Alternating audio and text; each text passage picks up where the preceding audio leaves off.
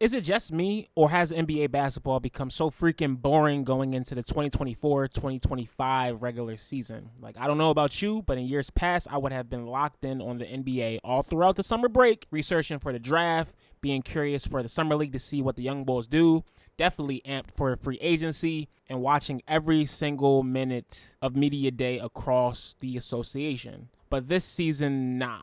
What do we really have to look forward to, realistically speaking? This is the last season Inside the NBA on TNT will be on air officially before the league sells out. Derrick Rose, affectionately known as D-Rose, retired a few weeks back, making me a part of ONK status. LeBron is surely to retire soon. Defense has become a thing of the past in basketball. Fundamentals be damned. Sports social media isn't even fun anymore. You can't even go inside a comment section without any arguing. This next era of NBA superstars don't really excite me. There hasn't been a player to separate themselves from the pack. And at this point, there is no clear best team in the association, which is a good thing on the surface, but I don't know, bro. It's just not hitting the same. But since we are here are my thoughts on every single NBA franchise going into this season. Thank you for staying a while. We are going to begin in the Eastern Conference, specifically in the Atlantic Division. The Boston Celtics are the winners of last season, champions, banner 18, all that good stuff. Or bad stuff if you are an NBA fan, because who wants the Boston Celtics to win? They have kind of been glazed over the last few months with the whole thing with Jason Tatum not playing in the Olympics, as well as Jaylen Brown getting praised for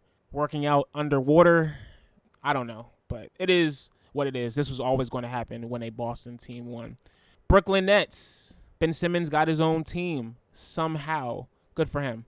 The New York Knickerbockers. A lot is riding on this season. They are all in on the Nova Knicks, minus Dante DiVincenzo, of course. Will it pay off? I guess we shall see. The Philadelphia 76ers. They are still alive and in contender conversation for the 6th straight year, somehow.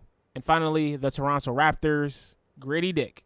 That's their best marketing ploy. Beyond that, can't really say much. They squashed the beef with Vince Carter and is going to retire his jersey this season. Good John. Moving on to the Central Division. The Chicago Bulls. Lonzo Ball, my boy, is back.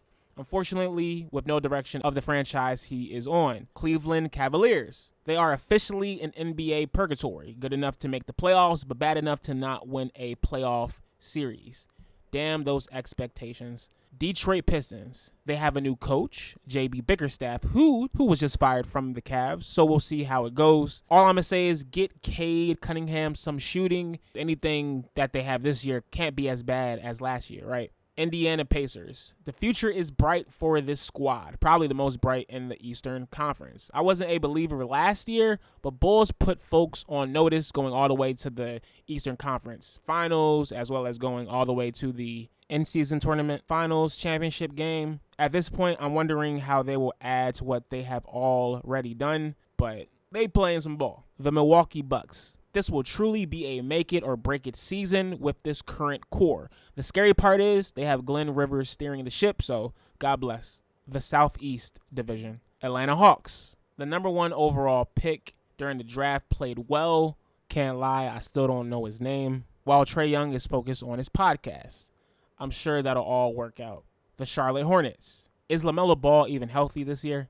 The Miami Heat. This iteration of Heat culture is on their last leg, and somehow you cannot count them out. Still can't do it. Pat and Spo will always have something up their sleeve. So, am I scared of them? No, but the Orlando Magic. They are the fun new kids on the block that everyone is rooting for. Think something around the effect of the Cleveland Cavaliers the last few seasons before they got expectations. They probably have about 2 to 3 years left before they become the Cleveland Cavaliers. Washington Wizards. I'm shocked they still have a franchise at this point. Going to the West Coast and the Western Conference, beginning in the Northwest Division.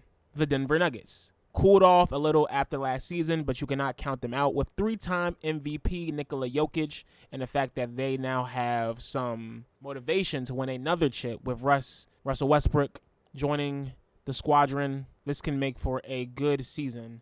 Minnesota Timberwolves, contenders, especially with Ant Edwards at the helm. Look for them to begin their villain era. The Oklahoma City Thunder, probably my favorite NBA team right now. I think they're like one more season away from being true, legit finals contenders. Regardless, Shea for MVP propaganda starts now.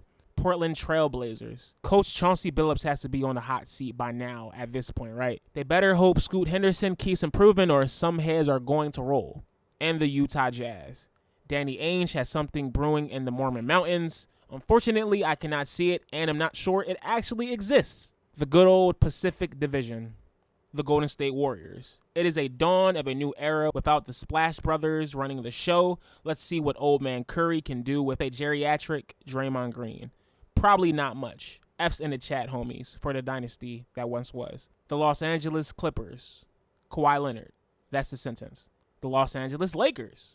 LeBron is just collecting checks at this point and gearing up for a retirement and a purchase of an NBA franchise. If you're a fan, just be grateful y'all won a ring in 2020, as well as the in-season tournament last year is rigged. That's what I'm trying to say.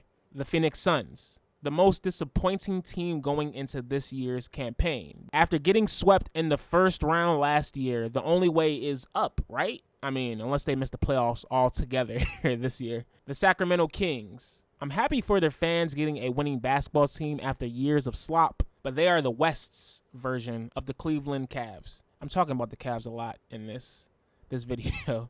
And finally, the Southwest Division. The Dallas Mavericks. Can they build off of their finals appearance? Is this the year that the media starts putting major expectations on Luka? Will Klay Thompson ever hit a three-pointer again? The Houston Rockets. Probably the most interesting roster in the league. Not really, but kind of. They have a good mix of vets and young guys. So I'm not expecting much, but with Ime Udoka as coach, who knows, maybe they can make the leap to play in tournament team. Memphis Grizzlies. Ja Morant is back. Please keep him off of social media and away from firearms. I beg you. The New Orleans Pelicans.